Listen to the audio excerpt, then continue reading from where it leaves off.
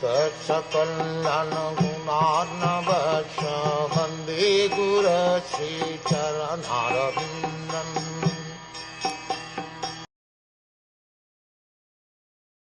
First of all, in the beginning of creation, there were the 4 unmarried sons of Brahma, the Kumaras, who, being situated in a vow of celibacy, underwent severe austerities for realization of the absolute truth.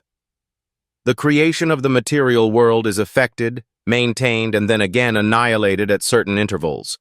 So there are different names of the creations in terms of the particular types of Brahma, the father of the living beings in the creation. The Kumaras, as above mentioned, appeared in the Kaumara creation of the material world, and to teach us the process of Brahman realization, they underwent a severe type of disciplinary action as bachelors.